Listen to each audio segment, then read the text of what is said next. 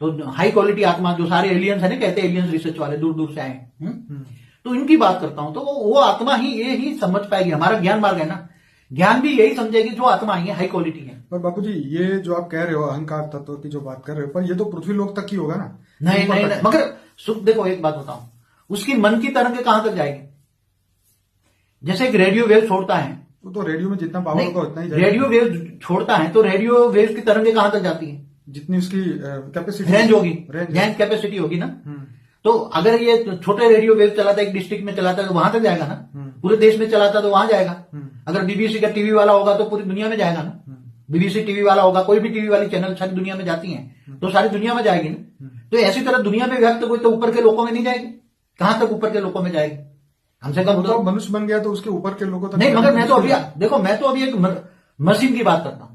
वो तो ठीक है, मशीन तो 5 तत्वों का बना है ना, 5 तत्वों का जो तरंगे छूट रही है ना, वैसे हम तो यहाँ शरीर की और मगर मन की, आत्मा और आत्मा का, आत्मा देखो ये मन पर इफेक्ट हुई ना, उसके शरीरों पे इफेक्ट हुई ना। स्थूल शरीर पर इफेक्ट होगी, सूक्ष्म में होगी, कारण शरीर पे होगी, तो उसके मन पे इफेक्ट होगी। तो मन, आत्मा के अंदर मन है ना, मन के अंदर बुद्धि है ना, बुद्धि के अंदर संस्कार है ना। पहले संस्कार खराब हो गए ना उसके, संस्कार क्या खराब हुए? विकारों से लथपथ हो गया, काम क्रोध लोभ मोह 5 विकार आ गए। मेरा मतलब था ये कहने का कि अहंकार तत्व जो है ये ज्यादा ज्यादा कहां तक जाते हैं? जल लोक, महल लोक, स्वलोक, तप लोक। देखो धीरे धीरे वो, देखो मन, आत्मा की पावर अंदर, आत्मा में तो पावर रिएक्ट करती है ना, आत्मा की पावर मन में जाती है ना। मन जो सोचता है तो पावर कहां से रिएक्ट करती है? मन किसके है? मन आत्मा के अंदर है, ऊपर बाहर के आवरण में जो है ना उसके अंदर मन है। तो मन आत्मा की शक्ति से, तो आत्मा की ओरिजिनल शक्ति तो बहुत पावरफुल है ना।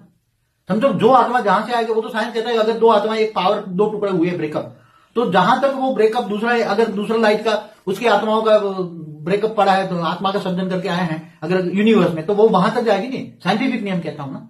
साइंस क्या कहता है?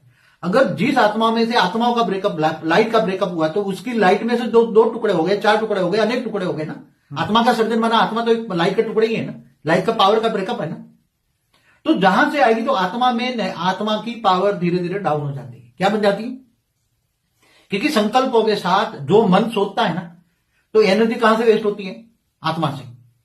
और आत्मा की पावर धीरे धीरे इतनी डाउन हो जाती है कि इसका आत्मा धीरे धीरे चारों ओर काला काला अंधेरा ही उसको नजर आता है। इसलिए अब ऐसी आत्माओं को अब पावर चाहिए तो ज्ञान ले, ज्ञान मार्ग में चले। फिर चारों मंदिरों में भटकेगा ना। अभी ऐसी हालतों में आत्मा क्या करती है? एकदम नजदीक का सहारा ढूंढेगी। भक्ति मार्ग वाली होगी तो इधर आज ये मंदिर, कल वो मंदिर, चलो वो मंदिर।